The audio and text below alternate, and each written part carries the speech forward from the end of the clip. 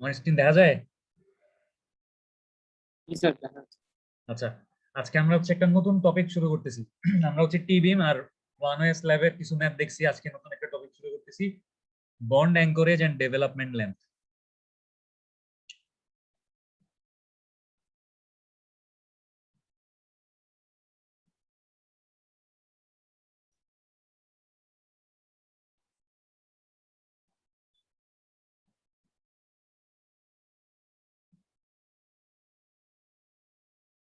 আচ্ছা, দেখেন যে আহ, কেন মানে অ্যাঙ্করেজ বা ডেভেলপমেন্ট লেন্থ আসলে কি জিনিস। অনেক সময় রডের মাথা, মনে করেন একটা বিমের মধ্যে এরকম একটা বিম আছে, বিমের মধ্যে একটা এরকম মনে করেন লংগিটিউডিনাল রেইনফোর্সমেন্ট আছে, মেইন বার। এই বারের মাথাগুলো একটু বাঁকা করে দেয় না এরকম? জি স্যার। বা মনে করেন এখানে একটা কলাম আছে, খেয়াল করলে দেখবেন যে এই রড গুলা, এই বিমের রড গুলা হচ্ছে একটু বাড়া এক কলামের মধ্যে ঢুকায় দেয়। কখনো দেখছেন? এই স্যার, যে আমার লাস্টে মিলাই দেওয়ার জন্য। বিমটা তো এতটুকু, বিম তো এখানে শেষ, বিম এ জায়গায় শেষ না? হুক না তাইলে স্যার, আমি, হুকের কথা বলতেছেন? হ্যাঁ হুকের কথা বলতেছি, আমার তো বিম এ জায়গায় শেষ, তাহলে আমি বিমের রডটাকে কেন লম্বা করে কলমের মধ্যে ঢুকাইলাম? স্যার এটার কারণটা বন্ডিং হচ্ছে ভালো পাওয়ার জন্য স্যার। বন্ডিং ভালো হওয়ার জন্য। হ্যাঁ, এটার কারণ আছে। এটার কারণটা হচ্ছে আহ এই যে আমার ইনিশিয়ালি এই বিমের মধ্যে রেইনফোর্সমেন্ট আর কংক্রিট আছে, এই initial bond strength is provided by the weak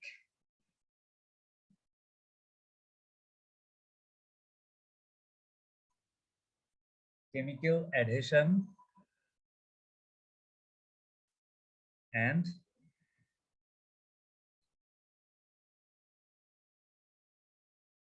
mechanical friction between steel and concrete.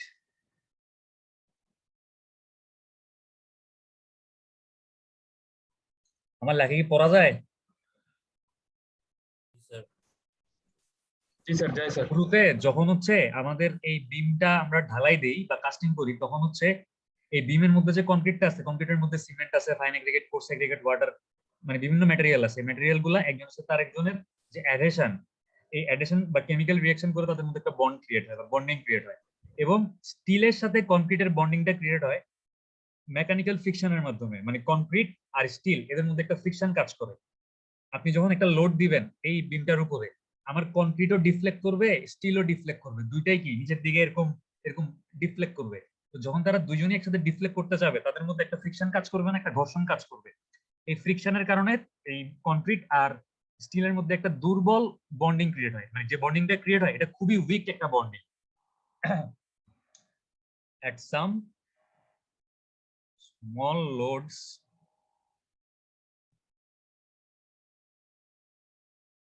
small amount of slip led to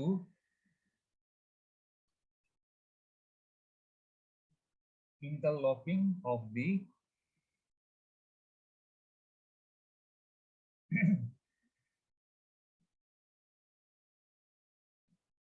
natural roughness of bar with concrete।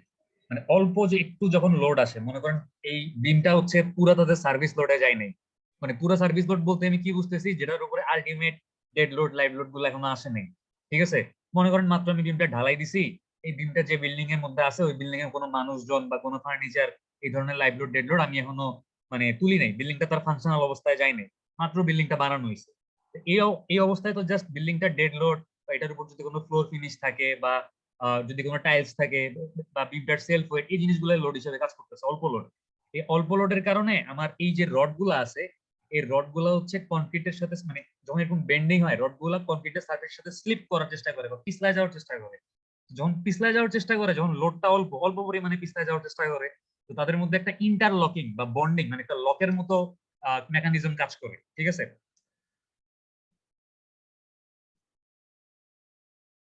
This strength, তো যেই interlocking বা bonding স্ট্রেংথটা কাজ করে অল্প লোডে, এই স্ট্রেংথটা কিন্তু মানে খুব একটা বেশি সাফিসিয়েন্ট। আচ্ছা আমি এই জায়গায় লিখি, আমার এদিকার জায়গা নাই। This strength is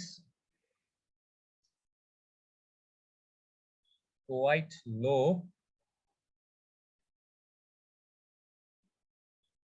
causing the bond failure। মানে এই ইন্টারলকিং মানে কনক্রিট আর স্টিলের মধ্যে ইন্টারলকিং এর মাধ্যমে যে স্ট্রেংথটা ডেভেলপ করতেছে, এই স্ট্রেংথটা বন্ড ফেলিওর রেজিস্ট করার জন্য অতটা সাফিসিয়েন্ট না। মানে তার এই ইন্টারলকিং এর পরেও কিন্তু বন্ড ফেলিওর হবে। সো এই বন্ড ফেলিওর যেন না হয়, এজন্য এই এন্ড অ্যাঙ্করেজ মানে এরকম ডেভেলপমেন্ট লেন্থ প্রোভাইড করা হয়, বা মানে এই মাথার রড গুলা একটু হুক করে দেওয়া হয় বা এরকম বাঁকা করে দেওয়া হয়। So end anchorage in plain bar is provided। বুঝছেন কি লিখছি? বলেন। জি স্যার। স্যার একটু প্রশ্ন ছিল স্যার, প্রশ্ন বলেন। না স্যার, বিষয়টা হচ্ছে যে স্যার এই যে যে বারবার একটা কথা আসতেছে স্যার, ফ্রিকশন ফ্রিকশন হুম, বলতেছেন স্যার, বিম আর হচ্ছে আমার রডের ভিতরে ফ্রিকশন আসবে স্যার। হুম। তাহলে স্যার আমি তো চুরি দিছি, তাহলে স্যার চুরির কাজটা কি স্যার? আমার ফ্রিকশন যাতে মানে রোধ স্টিরাপ করতে হচ্ছে, পারে। স্টিরাপের কাজ হচ্ছে শিয়ার ফোর্স রেজিস্ট করা, আর মেইন বারের কাজ হচ্ছে এক্সিয়াল লোড রেজিস্ট করা। যে লোড গুলা হচ্ছে আমার বিমের পারপেন্ডিকুলার, এই যে এই লোড গুলা, জি স্যার। এগুলো হচ্ছে এক্সিয়াল লোড। জি স্যার। এক্সিয়াল লোডকে রেজিস্ট করে হচ্ছে আমার মেইন বার। Main rod. আর এই যে স্টিরাপ দিচ্ছি, এই স্টিরাপ গুলো হচ্ছে শিয়ার ফোর্স বা শিয়ার লোড যেগুলো আসতেছে এগুলাকে রেজিস্ট করে। শিয়ার লোড কোনগুলা? যেগুলো হচ্ছে বিমের এই প্যারালাল বা সমান্তরালে যেগুলো আসে। স্যার আমি বলতে চাচ্ছি স্যার, এই হ্যাঁ, মানে স্টিরাপ এইটা কি স্যার মানে ফ্রিকশন একদমই কোনো কাজ করতে পারে না স্যার? স্টিরাপের ডায়া কত? ধরেন ম্যাক্সিমাম ক্ষেত্রে এখন 3 সুতা রড দিয়ে স্যার 10 স্টিরাপ তো মিনিট। মানে যত বড় ডায়া হবে তত বেশি ফ্রিকশন ডেভেলপ করবে। আমার স্টিরাপ হিসেবে ও লাগতেছে মনে করেন 3 মিলি রড বা 5 মিলি রড, একদম ছোট বা চিকন ডায়ামিটারের রড আমি স্টিরাপ হিসেবে প্রোভাইড করতেছি। তো এই স্টিরাপ তো আমাকে অতটা ফ্রিকশন দিতে পারবে না। আমার মেইন রড দেখা যাবে স্টিরাপের থেকে সাইজে আরো বড় বা বড় জি ডায়ামিটারের স্যার, রড জি আমি স্যার, এবার মেইন বার বুঝতে হিসেবে পারছি ইউজ স্যার। করতেছি। মানে যত চিকন রড তত হচ্ছে আপনার বন্ডিং ফ্রিকশন ক্যাপাসিটি কম। কম বা ফ্রিকশন কম। আচ্ছা আচ্ছা যত আচ্ছা, এইবার বুঝতে পারছি রডের স্যার, ক্লিয়ার ডায়ামিটার আছে। বাড়বে তত ফ্রিকশন বেশি ডেভেলপ করবে, তত বন্ড ফেলিওর কম হবে। Okay sir. ঠিক আছে? আচ্ছা, তাহলে এতটুকু মানে আচ্ছা এখন দেখেন যে এই মানে বন্ড বা ডেভেলপমেন্ট লেন্থ বলতে আসলে আমরা কি বুঝি। এটা তো বুঝলাম যে কেন দিতে হবে ডেভেলপমেন্ট লেন্থ। এই ডেভেলপমেন্ট লেন্থ বা অ্যাঙ্করেজ এটা হচ্ছে, মনে করেন এই একটা কলাম আছে, এই একটা বিম আছে, কলামটার সাথে একসাথে কাস্টিং করা হয়েছে বিমটাকে। এই বিমের মধ্যে হচ্ছে আমার এগুলা মেইন রড, ঠিক আছে? এগুলো হচ্ছে লংগিটিউডিনাল রেইনফোর্সমেন্ট। আর এই নীল নীল কালারের এগুলা কি? ট্রান্সভার্স রেইনফোর্সমেন্ট বা স্টিরাপ, ঠিক আছে? আমি যদি আমার রডটাকে এই জায়গায় এসে কেটে ফেলি, মানে কেটে বাদ দিয়ে দিই, আর রডটাকে যদি এক্সটেন্ড করে কলামের মধ্যে না ঢুকাই, তখন যেটা হবে এই জায়গাটা, এই যে এই পোর্শনটা অনেক বেশি উইক থাকবে। এবং যখন এই কলাম আর বিমের উপরে লোড আসবে, তখন বিম আর কলাম একসাথে কাজ করবে না, তারা আলাদা আলাদা মানে একটা কম্বাইন্ড পার্টিকেল হিসেবে কাজ না করে আইসোলেটেড পার্টিকেল হিসেবে কাজ করবে। আমার টার্গেট হচ্ছে যখন লোড আসবে এই বিম কলাম যেন একসাথে কাজ করে এবং বিম থেকে লোড গুলো যেন কলামে ট্রান্সফার হয়। আমি যদি বিম থেকে লোড কলামে ট্রান্সফার করাইতে চাই, আমার যদি কলামের রড আর বিমের রডের মধ্যে কোনো কানেকশন বা জয়েন্টই না থাকে, তাহলে কি বিমের লোড কলামে ট্রান্সফার হবে? হবে না। আমি যেহেতু চাচ্ছি আমার বিমের লোডটা কলামে ট্রান্সফার হবে এবং যখন লোড আসবে তারা দুইজন একসাথে একত্রিত ভাবে কাজ করবে, সো এই বিমের মেইন রড গুলাকে এক্সটেন্ড করে কলামের মধ্যে এভাবে ঢুকায় দেয়। তো বিমের রডটা কলামের মধ্যে যতটুকু ঢুকছে, এই যে অতিরিক্ত অংশটুকু, এই অতিরিক্ত অংশটুকুকে বলে হচ্ছে গিয়ে ডেভেলপমেন্ট লেন্থ। মনে থাকবে? এবং এটাকে প্রকাশ করা হয় হচ্ছে গিয়ে ছোট মানে বড় হাতের এল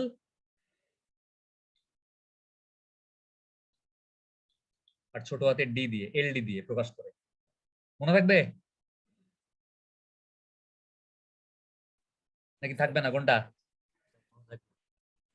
আচ্ছা, এখন মনে করেন এই কলামের মধ্যে এত বেশি মানে ঘনভাবে রড আছে, আপনি এই রডগুলা মানে বিমের রডগুলাকে সোজাভাবে কলামে ঢুকাইতে পারতেছেন না, এইভাবে আনতে পারতেছেন না, ঠিক আছে, জায়গা নেই, মানে স্পেসিং বা স্পেসের অভাব আছে কলামের অতিরিক্ত রডের কারণে। তো সেই ক্ষেত্রে এই রডগুলাকে কি করে বলেন তো?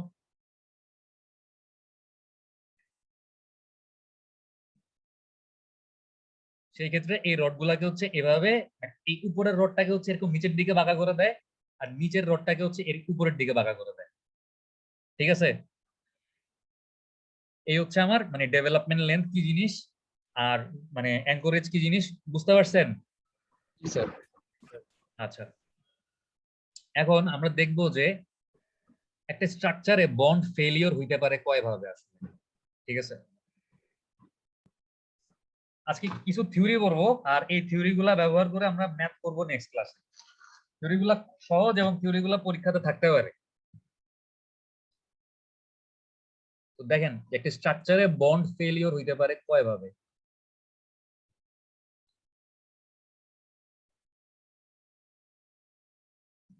প্রথমটা হচ্ছে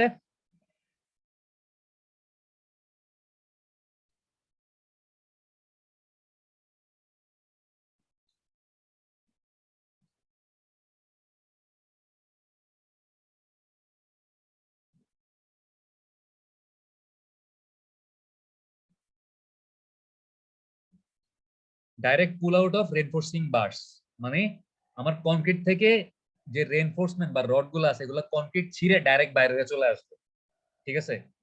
তো এটা কখন হবে? স্যার হয় এরকম স্যার, মানে যদি এরকম কি আপনি সম্ভব? ঠিক মতো যদি ডেভেলপমেন্ট লেন না দেন সেক্ষেত্রে হইতে পারে। আচ্ছা, এটা কখন হবে? ওয়েন অ্যাম্পেল কনফাইনমেন্ট, মানে আপনার কনক্রিটটা মারাত্মক রিজিড, ঠিক আছে। আচ্ছা, এটা একটা ছবি আঁকলে বুঝতে পারবেন, আমি আগে একটু লিখি যে when ample confinement provided by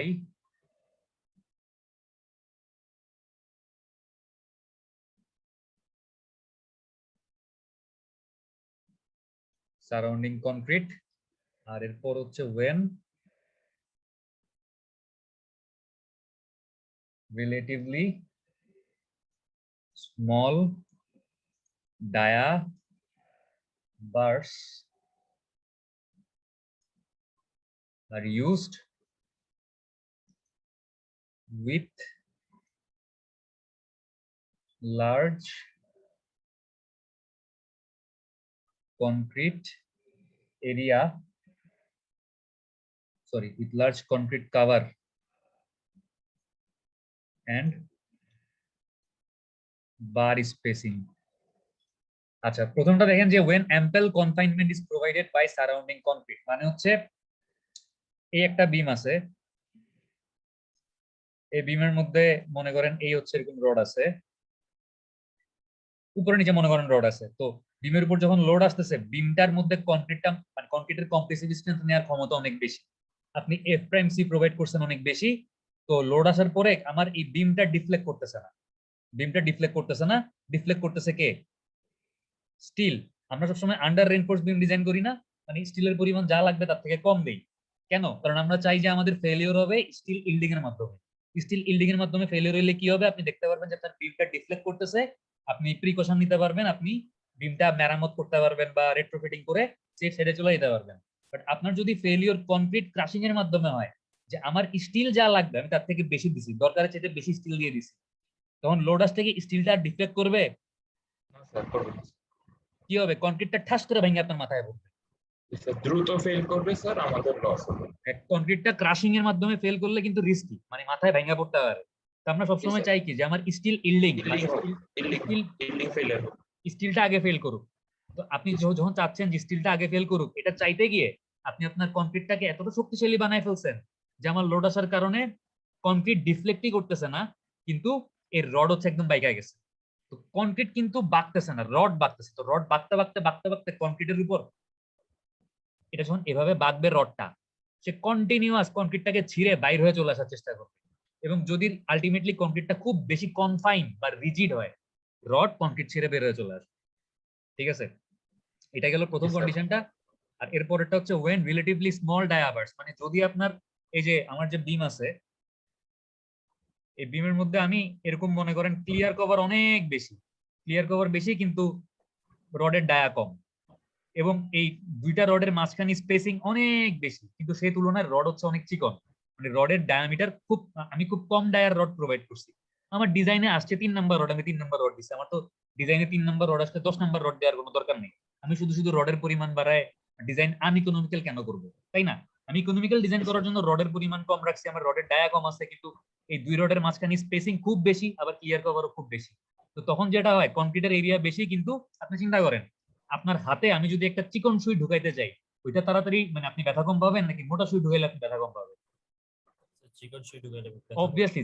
so যেটা হবে মানে আমার, আচ্ছা এবার আপনি আমাকে বলেন, একটা মানুষ যার গায়ে মাংস কম, তারে মানে তার গায়ে একটা চিকন সুই ঢুকাইতে বেশি কষ্ট হবে, নাকি একটা মানুষ যার গায়ে মাংস বেশি তার গায়ে চিকন সুই ঢুকাইতে কষ্ট কম হবে? স্যার যার মাংস বেশি, মানে ব্যথা বেশি পাবে কে? স্যার যার না স্যার, যে মোটা না স্যার মোটা মানুষ ব্যথা কম পাবে। আপনি মোটা মানুষের গায়ে তো ইজিলি ইনজেকশন দিতে পারবেন, কারণ তার গায়ে তো মাংস আছে, কিন্তু শুকনা মানুষের গায়ে তো হাড্ডি, শুকনা মানুষ আপনি ইজিলি ইনজেকশন দিতে পারবেন? না স্যার। পারবেন না। তো ব্যাপারটা হচ্ছে এরকম, দেখেন যে আমার রডের ডায়া কম কিন্তু চারপাশে অনেক মাংস, মানে কি অনেক কনক্রিট আছে, তাহলে কি এই চিকন রডটা কনক্রিটটাকে ফুটা করে বেরোয় চলে আসতে যাবে না? জি স্যার। জি স্যার। এটাই হচ্ছে when relatively small dia bars are used with large concrete cover and bar spacing, মানে কনক্রিটের কভার বেশি, কনক্রিটের বার স্পেসিং বেশি, মানে একটা রড থেকে একটা রডের স্পেসিং বেশি, মাঝখানে অনেক কনক্রিট। দূরত্বটা বেশি স্যার। সো এই রডের ডায়ামিটার যদি রিলেটিভলি ছোট হয়, সেই ক্ষেত্রে এরকম direct pull out of reinforcing বার, মানে রেইনফোর্সিং বার ছিঁড়ে বাইরে হয়ে চলে আসতে পারে কনক্রিটে। স্যার বাস্তবিক এরকম একটা ছবি বা উদাহরণ দেখাতে পারবে স্যার, ভালো হতো স্যার। মানে আমি কখনো এটা কল্পনা করতে পারতেছি না যে রড ছিঁড়ে কেমনে বেরিয়ে আসতে পারে স্যার। আচ্ছা ক্লাস শেষ হোক, তারপর গুগলে আমরা সবাই মিলে সার্চ দিয়ে দেখবো কোন ছবি পাই নাকি, ঠিক আছে? আচ্ছা স্যার। আগে ক্লাসটা শেষ করি, নাইলে মাঝখানে এখন আবার বাইরে দিতে হবে। জি স্যার, জি স্যার, অসুবিধা নেই। আমাদের দাঁড়ান, আমাদের সেকেন্ড ধরনের ফেলিওরটা হচ্ছে, আমার স্ক্রিনকে আবার দেখতেছেন? জি স্যার, বন্ড সাদা। ফেলিওরের মধ্যে সেকেন্ড ফেলিওরটা হচ্ছে স্প্লিটিং অফ কনক্রিট, মানে কনক্রিট ছিঁড়ে যাবে। এর আগেরটা কি হচ্ছিল, রড কনক্রিট থেকে বাইরে হয়ে চলে আসতেছিল। বাট সেকেন্ড কন্ডিশনটা কি, এবার রডের কিছু হবে না, কিন্তু কনক্রিট ক্রাশ করবে বা কনক্রিটের মধ্যে ক্র্যাক ফর্ম করবে, ঠিক আছে? Splitting of concrete. এটা কেমনে হয়? স্প্লিটিং অফ, স্যার এই যে স্প্লিটিং অফ কংক্রিট আমরা পড়তেছি স্যার, এটা কি স্যার মানে ক্রাশের মাধ্যমে স্প্লিটিংটা হবে নাকি ইল্ডের মাধ্যমে? মানে আমি কি কোনো সময়ও ইল্ড হবে স্টিলের, ক্রাশ হবে কনক্রিটের। না না, সেটা তো স্যার বুঝছি, কিন্তু মানে কংক্রিটের কি কখনো স্যার আদৌ স্যার 1% হলেও ইল্ড হওয়া সম্ভব কিনা স্যার? কনক্রিট তো মানে ইল্ড বলতে কি আপনি ডিফ্লেকশন বা ডিফরমেশন বুঝাচ্ছেন? জি স্যার, জি স্যার। কনক্রিট তো ডিফর্ম করে, আমি আর আপনি খালি চোখে দেখি না। হ্যাঁ স্যার, ওইটার কথাই বলতেছি যে আদৌ কি করে কিনা, নাকি একদম করেই না স্যার? করে করে করে, অবশ্যই করে। আচ্ছা আচ্ছা। এবং কনক্রিট শুধু এমনি যে ডিফ্লেক্ট করে তা না, আমার সোজা অবস্থায় বিমটা কেমনে থাকে, এমনে থাকে না? জি স্যার। যখন লোড আসতেছে আমরা কি বুঝি, আমরা চিন্তা করি যে কনক্রিটটা এমনি ডিফ্লেক্ট করতেছে। কোন কোন সময় কনক্রিট এমনিও ডিফ্লেক্ট করে। উপর থেকে লোড দেওয়ার পরও স্যার? উপর থেকে লোড দেই না, উপর থেকে লোড দেওয়ার আগে আপনারা 4-2 তে একটা কোর্স করবেন, প্রি স্ট্রেসিং কনক্রিট। ওইখানে যেটা করে, এই কনক্রিটের মধ্যে একটা এরকম টেন্ডন ঢুকায়, টেন্ডন বলতে হচ্ছে বড় বড় তারের মতো, মানে তারটা কি বলবো, এরকম প্রি স্ট্রেস কেবল ঢুকায়, কেবল কে বলতে? কেবল গুলা ঢুকায় হচ্ছে দুই পাশে টান দেয়, তাই না হচ্ছে এটা ছাইরা দেয়। তাই না যখন ছাইরা দেয় এটা কি করে, এটা ছোট হওয়ার চেষ্টা করে, তখন এটা এই দুই মধ্যে আটকায় দেয়। আটকায় দেওয়ার কারণে যেটা হয়, এটা কন্টিনিউয়াস ছোট হওয়ার চেষ্টা করে কিন্তু ছোট হইতে পারে না, সে কন্টিনিউয়াস আমার কনক্রিট একটা কম্প্রেশন দেয়, এটাকে বলে প্রি কম্প্রেশন। এই প্রি কম্প্রেশনের কারণে আমার বিমটা হচ্ছে লোড আসার আগে এরকম উপরের দিকে বাঁকা অবস্থায় থাকে, যখন লোড আসে সে সোজা হয়, যখন আরো লোড আসে সে বাঁকা হয়। তাহলে আমরা বলেন নরমাল বিম বেশি লোড নিতে পারবে না একটা প্রি স্ট্রেস বিম বেশি লোড নিতে পারবে?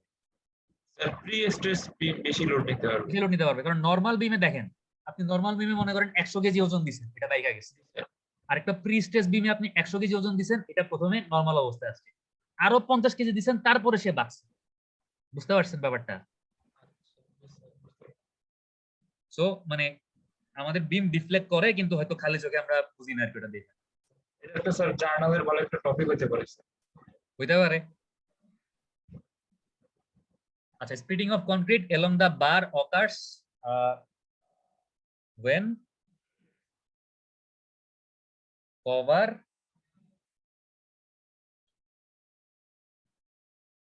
confinement or bar spacing is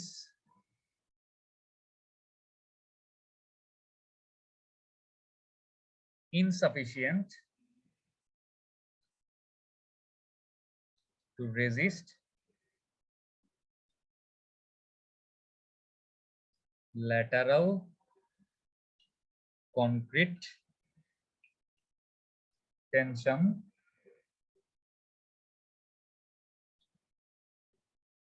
resulting লিখছি, তাড়াহুড়া করে লিখতে গিয়ে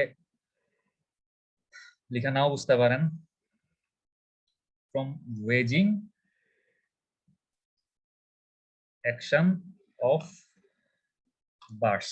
আচ্ছা, মানে স্প্লিটিং অফ কনক্রিট বা কনক্রিট কখন ছিঁড়ে যেতে পারে, যখন হচ্ছে আমার পর্যাপ্ত, মনে করেন যে এর আগেরটাতে কি হচ্ছিল, আমি অতিরিক্ত পরিমাণে ক্লিয়ার কভার দিচ্ছিলাম, অতিরিক্ত পরিমাণে বার স্পেসিং দিচ্ছিলাম, যার কারণে কনক্রিট মানে আমার স্টিলের ডায়া কম ছিল কিন্তু কনক্রিটের এরিয়া বেশি থাকাতে আমার স্টিল কনক্রিট ফুটা করে বের হয়ে চলে আসার চেষ্টা করতেছিল। এটা ছিল কি direct pull out of reinforcing bar. আর স্প্লিটিং অফ কনক্রিটে কি হচ্ছে, আপনার যতটুকু ক্লিয়ার কভার দরকার আপনি দেন নাই, আপনার যতটুকু স্পেসিং দরকার ছিল, বার স্পেসিং, একটা রড থেকে আরেকটা রডের মধ্যে স্পেসিং যতটুকু দরকার ছিল আপনি বেশি মানে কাছাকাছি স্পেসিং দিয়ে ফেলছেন। তো সেই ক্ষেত্রে কি হবে, সেই ক্ষেত্রে দেখা যাবে আমার স্টিল গুলা ডিফ্লেক্ট করবে না, আমার কনক্রিটটা ক্রাশিং এর মাধ্যমে হচ্ছে গিয়ে মানে কনক্রিটের মধ্যে বন্ডিং নষ্ট হয়ে যাবে, কনক্রিটের মধ্যে যে অ্যাগ্রিগেট গুলো আছে, সিমেন্ট, ফাইন পার্টিকেল, তারপর হচ্ছে কোর্স পার্টিকেল, এগুলোর মধ্যে বন্ডিং নষ্ট হয়ে কনক্রিট ক্রাশ করে ফেল করে যাবে, বাট স্টিলের কিছু হবে না। স্যার কংক্রিট ক্রাশটা কি স্যার মানে কম্প্রেশন বেশি হওয়ার কারণে করে স্যার? হ্যাঁ, কারণ কনক্রিট তো কম্প্রেশনে দুর্বল। আমরা যখন ডিজাইন করি আমরা ধরেই নেই কি আমাদের এই বিমের নিউট্রাল এক্সিস বা সেন্ট্রয়েডের নিচে কি থাকবে, উপরে কি আসে, উপরে আসে হচ্ছে গিয়া কম্প্রেশন, আর নিচে কি আসে, নিচে আসে টেনশন। এই নিউট্রাল এক্সিস এর নিচের কনক্রিটটাকে কিন্তু আমরা পুরোপুরি ইনএফেক্টিভ ধরি, ঠিক আছে, আমরা ধরি যেখানে কি ক্র্যাক ফর্ম করবে, এবং এই ক্র্যাক গুলার কারণে কি আমার এই কনক্রিটটা কোনো টেনশন নেবে না, এই নিচে যে টেনশনটুকু আসতেছে এই টেনশনটুকু নিবে কে, স্টিল। আর এই নিউট্রাল এক্সিস এর উপরে যে কনক্রিটটুকু আছে এই কনক্রিটটুকু কাজ কি, এই কনক্রিটটুকুর কাজ হচ্ছে কম্প্রেশন নেয়া, ঠিক আছে। তো যদি আমার নিচের টেনশন বেশি আসে, স্টিল যদি টেনশন নেওয়ার পরও যদি অতিরিক্ত টেনশন থেকে যায়, তখন তো আমাকে ডাবলি রেইনফোর্স বিমে যাইতে হবে। আপনাদেরকে সাকিব স্যার পড়াইছে না, যদি এক্সট্রা মোমেন্ট থাকে, যে মোমেন্টটা হচ্ছে নিচের রড ব্যালেন্স করতে পারতেছে না, তখন ওই এক্সট্রা মোমেন্টের জন্য উপরে রড দেওয়া লাগে। স্যার পড়ছি জি স্যার। স্যার। ওই সিঙ্গলি আপনি চেক দিছেন না, এম এক্সট্রা দিয়ে জি স্যার। এক্সট্রা মোমেন্ট আছে জি নাকি স্যার। নাই? দিছি স্যার। হ্যাঁ, আচ্ছা, তো এই গেল বিভিন্ন টাইপের ফেলিওর। আমরা এখন চলে আসবো যে এই যে আমরা মানে রেইনফোর্সিং বারের মধ্যে ডেভেলপমেন্ট লেন্থ প্রোভাইড করব, এই ডেভেলপমেন্ট লেন্থ কোন কোন ফ্যাক্টর দ্বারা প্রভাবিত হয়, ঠিক আছে। ফ্যাক্টরস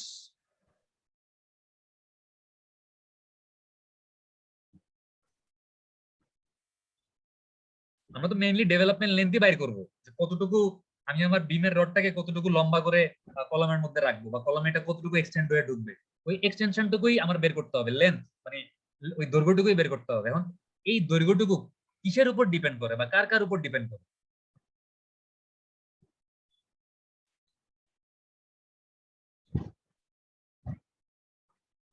এটা ডিপেন্ড করে হচ্ছে প্রথমে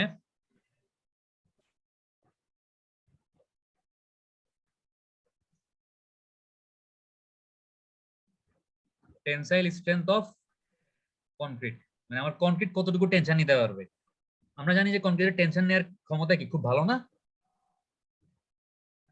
আমি তাই জানি। জি স্যার, তাই জানি স্যার। আমরা উল্টা জানি, আপনি ভুল বলছেন। আমরা জানি কনক্রিটের টেনশন নেওয়ার ক্ষমতা কম, স্টিলের টেনশন নেওয়ার ক্ষমতা বেশি। ও জি স্যার। তো আমাদের কনক্রিটটা কতটুকু টেনশন নিতে পারবে এটা লাগবে আমাদের। তারপর লাগবে হচ্ছে কভার ডিসটেন্স অফ বার,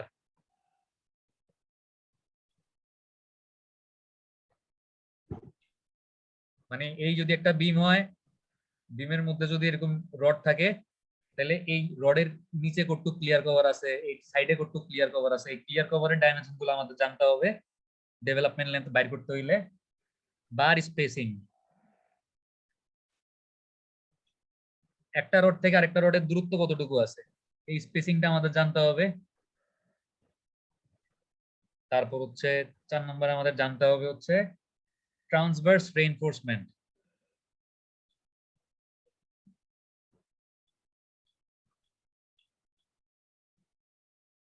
মানে এই আমার এগুলো তো মেইন রড, আর এগুলা কি স্টিরাপ না? এই স্টিরাপটাই কি? এই স্টিরাপটাই হচ্ছে ট্রান্সভার্স রেইনফোর্সমেন্ট। ঠিক আছে, তো আমি স্টিরাপ হিসেবে কয় নাম্বার রড ব্যবহার করছি, একটা স্টিরাপ থেকে আরেকটা স্টিরাপের দূরত্ব বা স্টিরাপের মধ্যে স্পেসিং কত ইউজ করছি, এই ইনফরমেশন গুলো আমার জানতে হবে ডেভেলপমেন্ট লেন্থ বাইর করতে হইলে। কারণ ওই যে নাইম মানে মনে আছে বলছিলেন যে স্টিরাপ কি কোনো ফ্রিকশন ডেভেলপ করবে নাকি করবে না। স্যার এখন স্টিরাপ যদিও মানে আমি ছোট ডায়ার স্টিরাপ ব্যবহার করতেছি, বাট সে তো কিছুটা হইলেও ফ্রিকশন ডেভেলপ করবে, তাই না? এমন তো না যে সে কোনো ফ্রিকশনে ডেভেলপ করবে না। তো তার মানে সে যতটুকু ফ্রিকশন ডেভেলপ করতেছে ওটাও আমরা কনসিডার করব। ওই জন্য ট্রান্সভার রেইনফোর্সমেন্ট হিসেবে আমি কত কত নাম্বার রড ব্যবহার করছি এবং তাদের স্পেসিং কত, এই ইনফরমেশন আমি কাজে লাগাবো। তারপর হচ্ছে ভার্টিক্যাল বার লোকেশন, মানে এই বিমের মধ্যে আমার রড কি নিচে আছে নাকি উপরে আছে। মানে আমার এটা কি রড? এটা উপরে লেয়ারের রড না?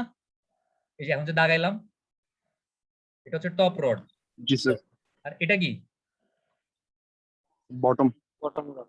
এখন আমি কি ডেভেলপমেন্ট লেন্থ টপ রোডের জন্য বাইর করতেছি নাকি বটম রোডের জন্য বাইর করতেছি, এটা আমার জানতে হবে।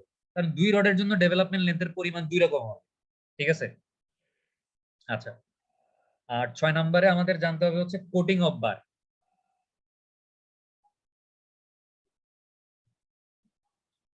অনেক সময় করোশন প্রিভেন্ট করার জন্য আমরা জানি যে লোহার মধ্যে তো মরিচা পড়ে। আপনি মনে করেন এমন একটা জায়গায় বিল্ডিং করছেন যে বিল্ডিংটা তো সমুদ্রের পাশে, তো অবশ্যই সমুদ্রের পাশে আমার বাতাসের মধ্যে লোনা বা লবণ বেশি থাকবে, খুব তাড়াতাড়ি রডের মধ্যে মরিচা পড়ার চান্স আছে। তো মানে যেসব জায়গায় হচ্ছে রডে মরিচা পড়ার চান্স বেশি, এসব জায়গায় অনেক সময় রডের উপরে একটা প্রলেপ দেওয়া হয়। ঠিক আছে, এটা এই ধরনের প্রলেপ দেওয়া রড গুলাকে বলা হচ্ছে ইপক্সি কোডেড বার। ইপক্সি কোডেড বার মানে এক ধরনের কি বলবো ইমালশন বা পেইন্ট ইউজ করে রডের উপর একটা প্রলেপ দেয় যেন রডটা মরিচা থেকে সুরক্ষিত থাকে। তো যদি রডটা মানে কোনো ধরনের কোটিং ইউজ করা না হয় তাইলে আমার ডেভেলপমেন্ট লেন্থ একরকম হবে। আর যদি রডের উপরে কোনো ধরনের প্রলেপ বা কোটিং ইউজ করা হয় তাইলে ডেভেলপমেন্ট লেন্থ আরেক রকম হবে। কথাটা বুঝতে পারছেন? নরমাল রড বা প্লেন রডের সাথে তো একটা ফ্রিকশন কাজ করবে, কিন্তু আপনি যদি রডের উপর একটা পেইন্ট বা রং ইউজ করেন তাহলে ফ্রিকশনের পরিমাণ কমে যাবে না কংক্রিটের সাথে? কারণ সারফেসটা তো রডের সারফেসটা তো স্মুথ হয়ে যাচ্ছে আমি যদি রং ইউজ করি। বুঝতে পারছেন? বা আমি যদি কোনো কোটিং ইউজ করি। বোঝা গেছে? Yes sir. এই 6টা জিনিসের উপর হচ্ছে আমার ডেভেলপমেন্ট লেন্থের মানে ডেভেলপমেন্ট লেন্থ কতটুকু হবে এই জিনিসটা ডিপেন্ড করবে। আচ্ছা, এখন আমরা দেখবো হচ্ছে আমাদের ডেভেলপমেন্ট লেন্থ বের করার সূত্র কি। ACI American Concrete Institute, ACI code basic equation for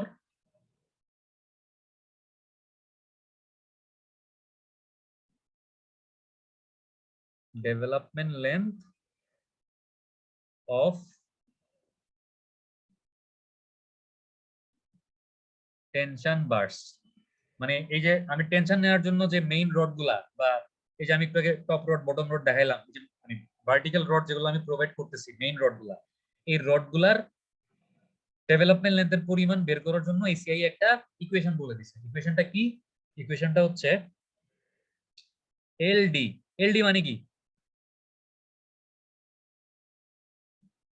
development length. আমি বলছি না যে আমরা ডেভেলপমেন্ট লেন্থকে মানে সংক্ষেপে কি দিয়ে ডিনোট করি? এলডি। এলডি দিয়ে ডিনোট করি। Development length is equal to 3/40 into fy divided by root over f prime c into alpha beta gamma lambda divided by c plus sir alpha beta gamma lambda চারটাই হবে?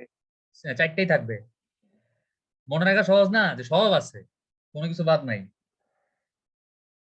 Divided by c plus kTr by dv into dv। আচ্ছা, এখন এই ইকুয়েশনে কোনটা কি? এই ইকুয়েশনে fy কি? স্টিলের ইল্ড স্ট্রেংথ না 60 কেএসআই বা 50 কেএসআই যত বলা থাকবে তত। এফ প্রাইম সি কি? এটা বলতে না পারলে আর ক্লাস নিব না। এফ প্রাইম সি কি জিনিস? এফ প্রাইম সি হচ্ছে আপনার এই স্টিলের কি বলি স্যার, কংক্রিটের স্যার স্ট্রেস। কংক্রিটের কম্প্রেসিভ স্ট্রেংথ। জি স্যার, জি স্যার, কম্প্রেসিভ। কংক্রিট কতটুকু কম্প্রেশন নিতে পারে। আচ্ছা এই আলফাটা কি? এই আলফা আলফা হচ্ছে দেখেন গুণাঙ্ক স্যার। না, আলফা গুণাঙ্ক না, রেইনফোর্সমেন্ট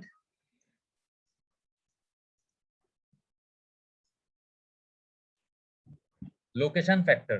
ঠিক আছে, মানে রেইনফোর্সমেন্টটা কি টপ রেইনফোর্সমেন্ট না বটম রেইনফোর্সমেন্ট? এটা মানে এটা যদি উপরে থাকে, যদি টপ রেইনফোর্সমেন্ট হয়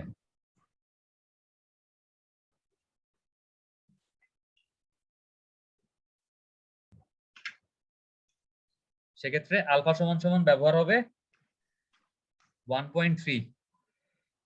আর এটা যদি বটম রেইনফোর্সমেন্ট হয় সেই ক্ষেত্রে আলফা সমান ব্যবহার হবে কত? 1।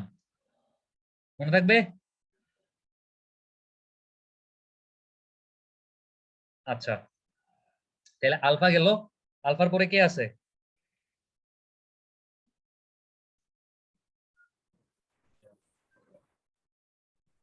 আলফার পর আছে হচ্ছে বিটা। বিটাটা কি জিনিস? বিটা হচ্ছে কোটিং ফ্যাক্টর, মানে আমার রডের উপরে কোনো ইপক্সি কোটিং আছে নাকি নাই এটার উপর ডিপেন্ড করে বিটার মানটা আমাকে ঠিক করতে হবে। যদি ইপক্সি কোটেড বার হয়, স্যার বেশিরভাগ রডে স্যার কোটিং করা থাকে। বেশিরভাগ রড কোটিং করা থাকে না। স্পেশাল টাইপের রড যেখানে করোশন বেশি হবে ওইগুলাই শুধু কোটিং করা থাকে। আপনি নরমাল কোন রড দেখছেন কোটিং করা? রডের উপরে কোনো প্রলেপ দেওয়া থাকে কখনো দেখছেন? যদি রডের উপর প্রলেপ দেওয়া থাকতো দেখতেন রডের কালার অন্যরকম হয়ে গেছে। জি স্যার। মানে গুগলে ইপক্সি কোটেড বার লেখা সার্চ দিয়েন দেখবেন, আমরা নরমাল যে রডগুলা আমাদের আশেপাশে কনস্ট্রাকশনে দেখি এরকম না, সবুজ কালারের বা একটু অন্য কালারের রড আসে। আচ্ছা epoxy coated bar with cover less than or equal to 3 dB or clear spacing less than or equal to 6 dB। ডিবিটা কি? এই ডিবি হচ্ছে ডায়ামিটার অফ দা বার। আমরা মেইন রড বা ভার্টিক্যাল রড যে রডটার জন্য ডেভেলপমেন্ট লেন্থ বাইর করতেছি ওই রডের ডায়ামিটার। ঠিক আছে, এই ডিবি কি? এই ডিবি হচ্ছে রডের ডায়া। তো যদি আমাদের মানে কভার মানে দুই এই বিমের মধ্যে যদি এই কনক্রিট মানে রডের চারপাশে কতটুকু ক্লিয়ার কভার আছে, এই ক্লিয়ার কভারের পরিমাণ যদি less than or equal to 3 DB মানে রডের ডায়ামিটারের 3 গুণের চাইতে সমান বা ছোট হয়, অথবা ক্লিয়ার স্পেসিং মানে একটা রড থেকে আরেকটা রডের একদম ক্লিয়ার, এটা কিন্তু সেন্টার থেকে সেন্টার না, এটা কোন স্পেসিং? এই এক রডের বাইরের সারফেস থেকে আরেক রডের বাইরের সারফেস পর্যন্ত মাঝখানের গ্যাপটা, এটা যদি less than or equal to 6 DB হয় মানে রডের ডায়ামিটারের 6 গুণের চাইতে কম বা সমান হয়, সেই ক্ষেত্রে বিটার মান আমরা ব্যবহার করব হচ্ছে মানে এই দুইটা কন্ডিশনের যে কোনো একটা যদি ফুলফিল করে সেই ক্ষেত্রে বিটা হচ্ছে কি আমরা ব্যবহার করব 1.5। ঠিক আছে, মনে থাকবে? জি স্যার। আচ্ছা যদি স্যার। এই দুইটা কন্ডিশনের কোনোটাই ফুলফিল না করে, মনে করেন আমাদের রডটা হচ্ছে ইপক্সি কোটেড বার কিন্তু এই দুইটা কন্ডিশনের কোনোটাই ফুলফিল করে নাই, এই দুইটা কন্ডিশনের যে কোনো একটা ফুলফিল করলেই আমি কি বিটার মান ব্যবহার করব 1.5। আর যদি এই দুইটা কন্ডিশনের কোনোটাই ফুলফিল না করে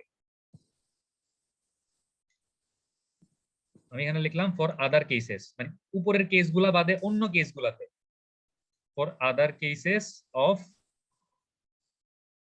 ইপক্সি কোটেড বার মানে রডটা ইপক্সি কোটেড হইতে হবে কিন্তু ওই clear cover less than or equal to 3 ডিবিও হয় নাই আর spacing less than or equal to 6 ডিবিও হয় নাই, সেই ক্ষেত্রে আমরা বিটার মান ব্যবহার করব হচ্ছে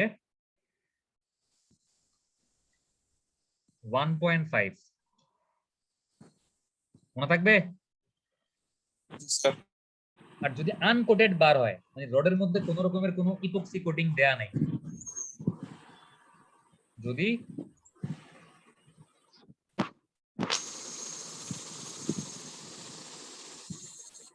আনকোটেড বার হয় সেই ক্ষেত্রে আমরা বিটার মান ব্যবহার করব হচ্ছে কত 1।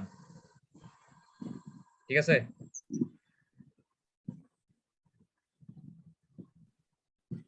এক ব্যবহার করব, মনে থাকবে। জি স্যার। আচ্ছা তাহলে আলফা গেল, বিটা গেল, এরপর কি gamma.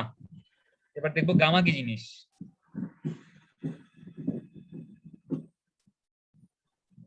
Gamma is equal two হচ্ছে আমার রেইনফোর্সমেন্ট 2 আলফা না স্যার? কি না sir,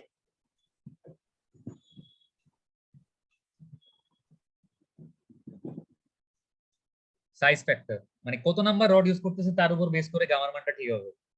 for number 6 and smaller size, যদি 6 নাম্বার রড ব্যবহার করি বা 6 নাম্বারের চাইতে ছোট রড ব্যবহার করি সেই ক্ষেত্রে গামা সমান সমান হচ্ছে 0.8। আর যদি 7 নাম্বার অথবা 7 নাম্বারের চাইতে বড় রড ব্যবহার করি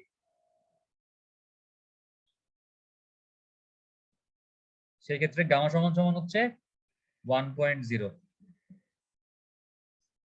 ঠিক আছে, মনে থাকবে। জি স্যার। আপনারা যদি একটু চিন্তা করেন, যেই ক্ষেত্রে আমি মানটা 1 বসাচ্ছি, এই যে আলফা বিটা গামা, দেখছেন যে অনেক কন্ডিশনে আলফার মান 1, মানে কিছু কন্ডিশনে বিটার মান আমি 1 বসাইছি, আবার গামার মান আমি 1 বসাচ্ছি। যখন আমার রডটা বড় সাইজের হবে তখন অলরেডি রডের সাথে তো একটা কনক্রিটের ভালো বন্ডিং আছেই, তো তখন তো আমার এলডির মানটা বড় হওয়ার দরকার নেই। তো যেহেতু এই মানগুলা উপরে আছে, এই মানগুলা যদি একের থেকে বড় হয় তার মানে এলডির মান বাড়বে। আর এই মানগুলা যদি একের থেকে ছোট হয় তাহলে মানে যদি এক হয় তার মানে এলডির মানটা বাড়াইতে তারা সাহায্য করতেছে না। তো যদি আমি বড় সাইজের রড পাই 7 নাম্বার বা তার থেকে বেশি, তো বড় রড তো আমার কনক্রিটের সাথে ভালো বন্ডিং এমনিতেই দিতেছে, আমার তো এটার জন্য আর আলাদা করে এলডির মান বাড়ানোর দরকার নেই। তো এই জন্য কি ছোট রডের ক্ষেত্রে দেখেন এটার মান আছে 0.8, এটার মান তো মানে একের থেকে ছোট ধরছে।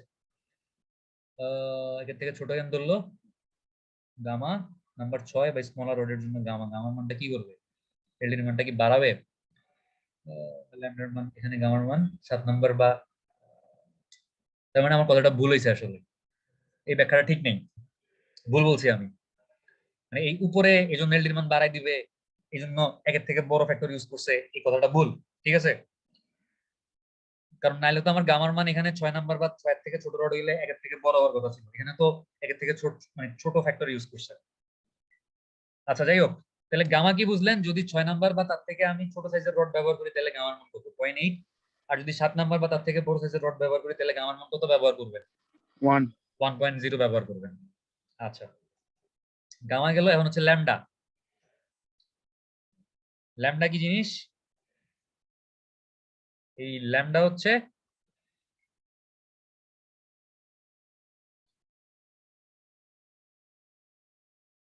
factor based on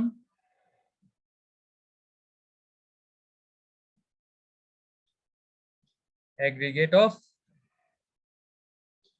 concrete, মানে আমার অ্যাগ্রিগেটের সাইজ কিরকম বা কনক্রিটটা কি হেভি কনক্রিট নাকি লাইট কনক্রিট। মানে যদি লাইট ওয়েট কনক্রিট হয় মানে কনক্রিটটা ওজনে খুব হালকা,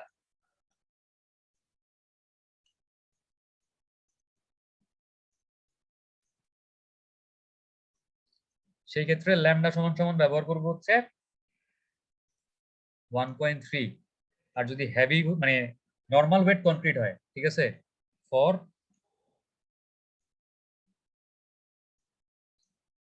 নরমাল কনক্রিট ল্যামডা ব্যবহার করব কত 1.0। মনে থাকবে, জি স্যার। থাকবে। আচ্ছা আশা করি থাকবে। তাহলে আলফা কি ছিল বলেন তো, মনে আছে আলফা কি ছিল।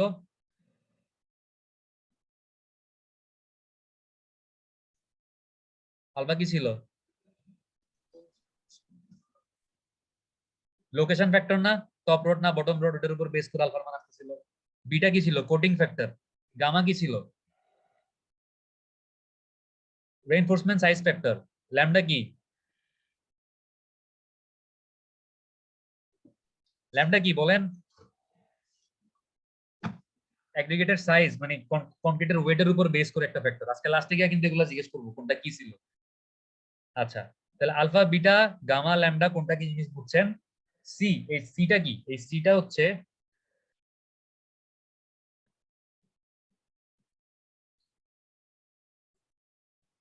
বার স্পেসিং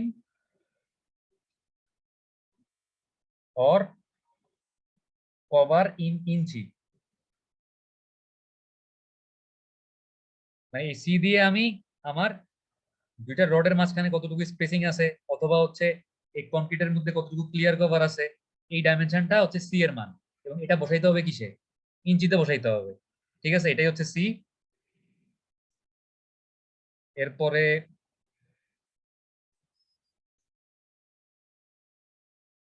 কেটিআর কি? কেটিআর হচ্ছে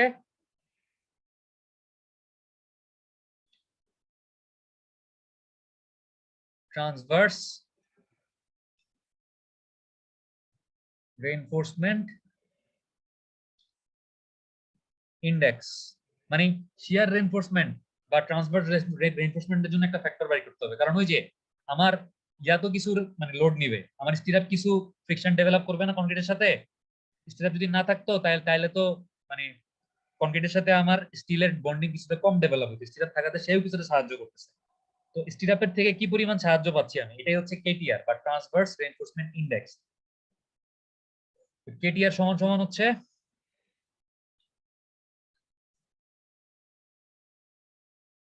এটিআর, মানে এরিয়া অফ ট্রান্সভার্স রেইনফোর্সমেন্ট। মানে স্টিরাপের এরিয়া কত, 3 নাম্বার ইউজ করলে 3 নাম্বার এরিয়া বসবে, 4 নাম্বার ইউজ করলে 4 নাম্বার এরিয়া বসবে, ইন্টু এফ ওয়াই টি, মানে স্টিরাপ হিসেবে যে স্টিলটা ব্যবহার করছি তার ইল্ড স্ট্রেস কত, divided by 1500 into S into N. এখানে এই এস হচ্ছে স্টিরাপের স্পেসিং, মানে একটা স্টিরাপ থেকে আরেকটা স্টিরাপ কতটুকু দূরে আছে, আর এন হচ্ছে নাম্বার অফ স্টিরাপ, কতগুলো স্টিরাপ আপনি ব্যবহার করছেন। এটা স্পেসিং, আর এটা তো বুঝলেনি, এটা হচ্ছে স্টিরাপের যে রডটা ব্যবহার করছেন তার এরিয়া, এটা হচ্ছে কি স্টিরাপের যে স্টিলটা ব্যবহার করছেন তার ইল্ড স্ট্রেস। এই হচ্ছে আমার বিভিন্ন সূত্র। এই সূত্রগুলো মনে মানে তাহলে এই সূত্রের কোন জিনিসটা কি মনে থাকবে? জি স্যার। আচ্ছা, বাট সবচাইতে দুঃখের বিষয় হচ্ছে আমরা ম্যাথ করার সময় এই সূত্রটা ব্যবহার করব না। আমরা এই সূত্রের আরেকটা সিম্পলিফাইড ভার্সন ব্যবহার করব। ঠিক আছে, এই সূত্রটাকে আরেকটু সিম্পল করে ফেলবো।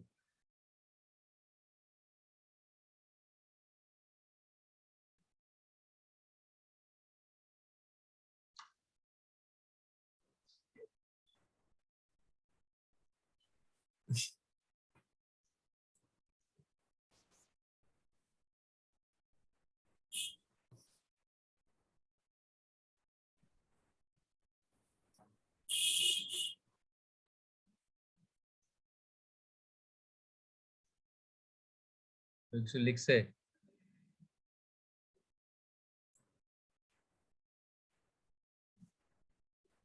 দুইটা এক্সাম কে নিছে? হৃদয়। আমি কি ও ট্রান্সপোর্টের কথা বলতেছে কেউ? স্যার হৃদয় ভালো ছিল, হৃদয় ভালো ছিল। আমি তো ইয়াতে দুইটা এক্সাম নিতে পারি নাই। এই যে স্যার ট্রান্সপোর্টের অন্য কোনো ক্লাসে কথা বলছি। বোধহয় অন্য কোনো ক্লাসের কথা বলতেছে, তাই না? জি স্যার। জি স্যার মনে হয়। আচ্ছা, নাম্বার 6।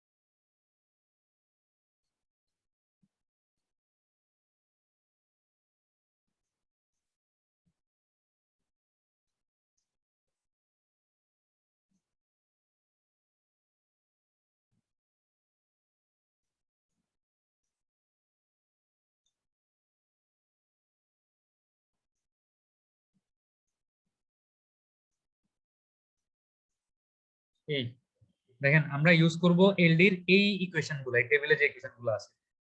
যদি আমরা 6 নাম্বার বা তার থেকে ছোট রড ইউজ করি এবং রড গুলোর মধ্যে ক্লিয়ার স্পেসিং যদি greater than or equal two DB হয়, ক্লিয়ার কভার যদি greater than or equal two DB হয়, এবং যদি রডের মানে বিমের মধ্যে একদম শুরু থেকে শেষ পর্যন্ত স্টিরাপ থাকে, মানে একদম পুরাটুকুতে স্টিরাপ আছে, ঠিক আছে, সেই ক্ষেত্রে এলডির ইকুয়েশন ইউজ হবে এইটা। আর যদি আমরা নাম্বার 7 রড ইউজ করি অথবা তার সাথে বড় রড ইউজ করি, তাহলে এলডির ইকুয়েশন হবে এইটা। যদি ক্লিয়ার স্পেসিং এর is greater than or equal two 2 DB হয় এবং ক্লিয়ার কভার যদি greater than or equal two DB হয় এবং যদি স্টিরাপ থাকে, তাইলেও সেম সূত্র ব্যবহার হবে। বাট যদি এই দুইটা কন্ডিশন, মানে এই দুইটা রোতে যে কন্ডিশন গুলো লিখছি দুইটা ঘরের মধ্যে, এই মানে এই কন্ডিশন গুলোর বাইরে যদি ব্যতিক্রম কিছু ঘটে, যদি ঘটে, তাহলে সেক্ষেত্রে এলডির ইকুয়েশন ব্যবহার হবে কোনটা? এটা ব্যবহার হবে যদি আমি 6 নাম্বার রড ব্যবহার করি বা তার সাথে ছোট রড ব্যবহার করি, আর যদি 7 নাম্বার রড ব্যবহার করি বা তার সাথে ছোট সাইজ বা বড় সাইজের রড ব্যবহার করি এবং এই কন্ডিশন গুলোর মধ্যে যদি না পড়ে, সেই ক্ষেত্রে এলডির ইকুয়েশন ব্যবহার হবে এইটা। মনে থাকবে?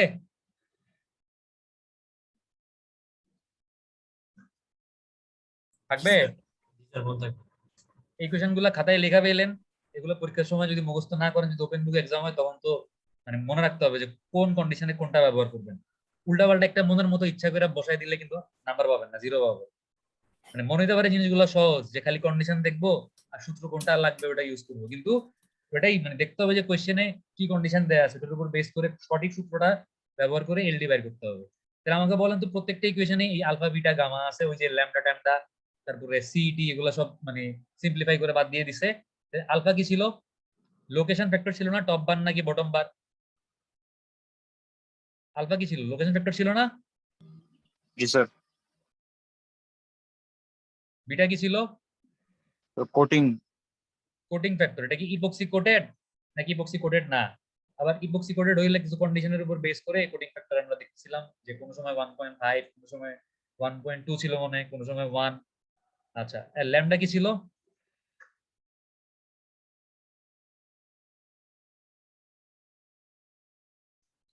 লাইট ওয়েট নাকি নরমাল ওয়েট কনক্রিট? মানে ঠিক আছে, ওয়েট ফ্যাক্টর বলতে পারেন এটাকে, মানে কনক্রিটের ওজনের উপর বেস করে এই ফ্যাক্টরটা আমরা ঠিক করতেছিলাম। বুঝতে পারছেন? জি স্যার। Yes sir. কোনো কনফিউশন আছে? নো কোনো স্যার। কনফিউশন আছে কারো? না স্যার। না স্যার। আল্লাহ জানে আছে কিনা। মানে আজকে ক্লাস এতটুকুই। যদি কনফিউশন থাকে, এই ভিডিওটা আরেকবার দেখেন ভালো মতো, আশা করি কনফিউশন মানে থাকবে না। জি স্যার।